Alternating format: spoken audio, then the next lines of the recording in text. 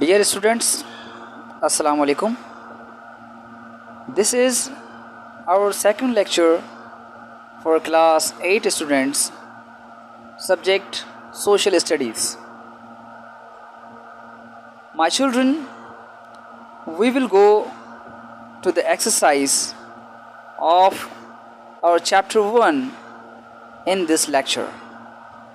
You can see at your front the exercise in which there are 5 questions and 1 activity.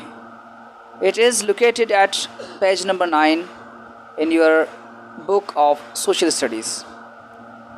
The first question is, what is a galaxy? Second, how many solar systems are there in the universe?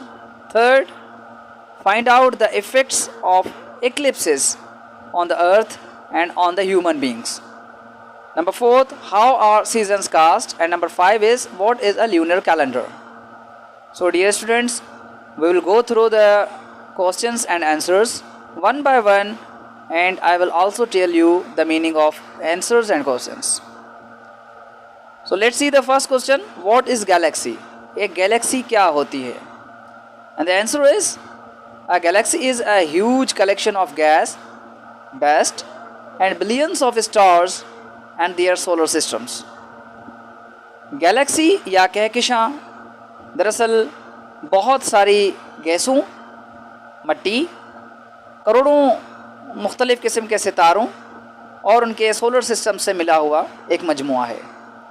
A galaxy is held together by gravity, और ये सारी कहकशां कशिश शकल की वजह से ही अपने जगह पर मौजूद होती है. Our galaxy, the Milky Way, also has a supermassive black hole in the middle. अब हमारी जो गैलेक्सी है, हमारी कहकशां जिसको हम मिल्की वे भी कहते हैं, जिसमें हम लोग सब रहते हैं, वो उसके अंदर एक बहुत बड़ा ब्लैक होल है उसके बीच में. Some scientists think there could be as many as 100 billion galaxies in the universe.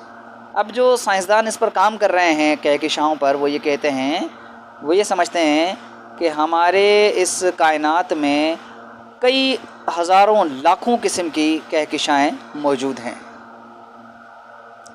The second question is, how many solar system are there? कितने निज़ाम शमसी यहाँ पर हैं?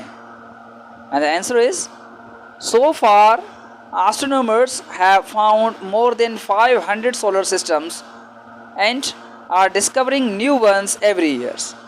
यानी अब तक हमारे यहाँ 500 मुख्तलिफ़ निज़ाम शमसी या सोलर सिस्टम दरियाफ़्त हो चुके हैं और हर साल एक नया सोलर सिस्टम निकल आता है बाहर.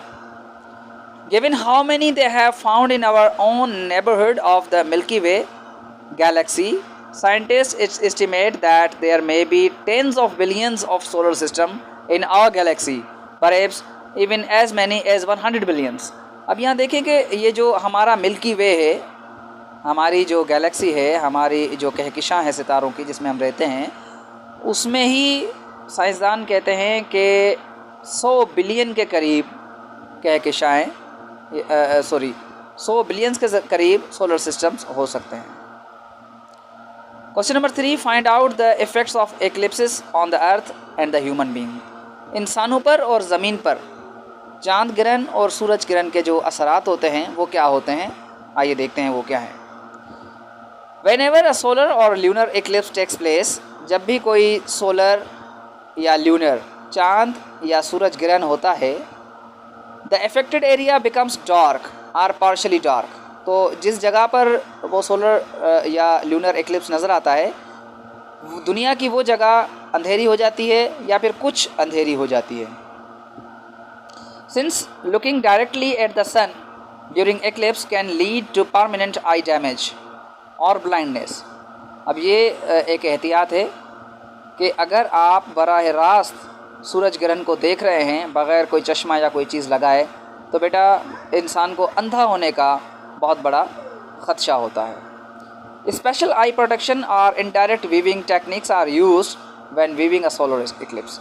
तो जब भी आपको सोलर इक्लिप्स देखना हो, जब भी सूरज का जो हमारा सूरज का हो या चाँद का ग्रहण हो उसको देखना हो, तो उसके लिए स्पेशल कुछ टेक्निक्स होती हैं और कुछ टूल्स होते हैं जो इस्तेमाल करके फिर इसे देखा जाता है। It is safe to view only the total phase of a total solar eclipse with the unaided eye and without protection. अच्छा, अब जब सोलर इक्लिप्स या ल्यूनर इक्लिप्स ख़त्म हो जाए तो फिर आप उसको आराम से देख सकते हैं, फिर कोई प्रॉब्लम नहीं है। Now question 4 is how are season cast.